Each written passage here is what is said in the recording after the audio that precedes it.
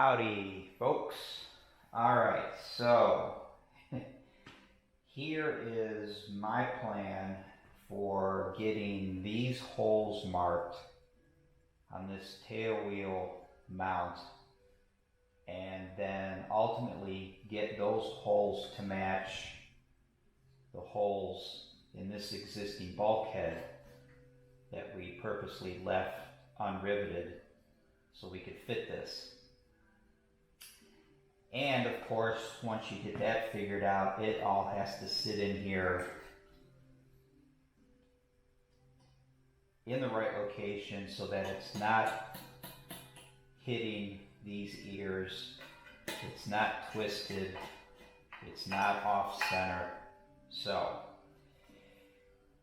first thing that I did, and this is not the best way to do this, not by a long shot, but this works for me because I'm limited to what kind of tools and equipment I have. So, first thing I did, I figured out what this circumference is of this corner. And I did that just by using a 9/16 socket.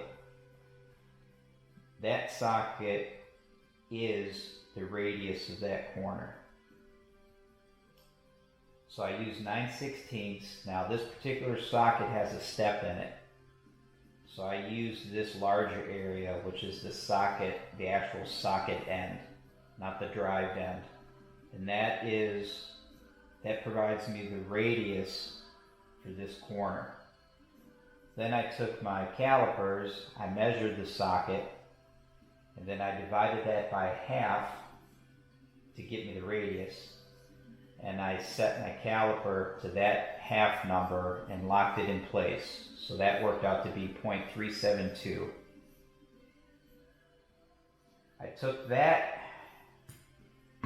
and I set up my, whatever this thing is called, I always forget what these are called. Protractor maybe? Compass? I believe this is a compass. Not sure, doesn't matter. Call it what you want. So I took my points and I measured those and adjusted those, and I got them to be the same dimension as my calipers.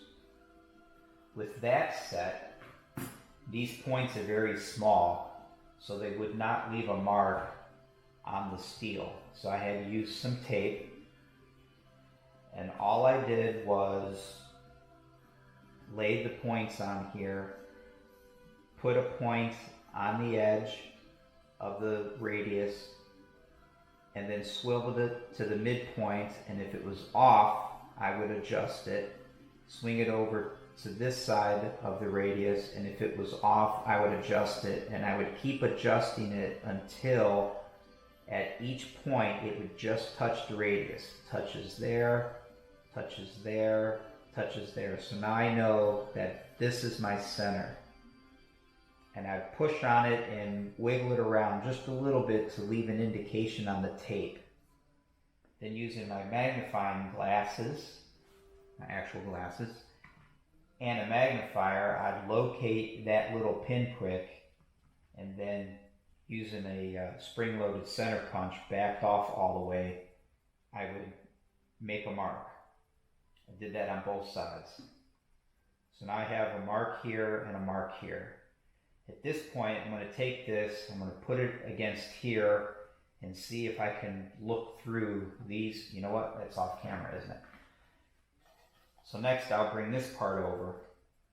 I'll put this on here, and I'll see if I can sight through these holes, find these marks that I just made, and just see how it looks, see how it fits.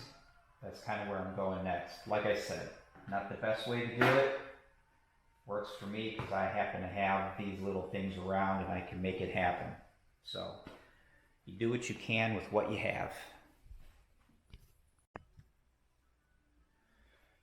Alright, so somehow that actually worked out really, really well. I went ahead and took the mount, the tail wheel mount, over to the drill press, and again, using my really small drill bit, drilled the holes, brought it back over here, held it in place, and then I sighted from this side through till I saw the little holes that I drilled in the mount, and they looked like they were pretty close. So I went ahead, took the mount back over to the drill press, drilled the holes to full size, well, not full size, but up to a number 30, and it clecoed right into place. Now I had drawn a reference line here on this, just as a reference so I could see if this top of the mount was parallel or perpendicular to this piece, meaning if there was a center line on here, you would want this top line to be perpendicular to that. You don't want the mount to be twisted. So after I got it clecoed in place, it looks really good. I'm obviously pleased that that worked as well as it did. There's no interference down here at the bottom where this ear is, and it's not twisted. It's nice and straight across this in this plane. And you know, ultimately these are going to get drilled. These get drilled out to 1/4 inch. So at this point, it's just a matter of match drilling this assembly up to full size, and that's in.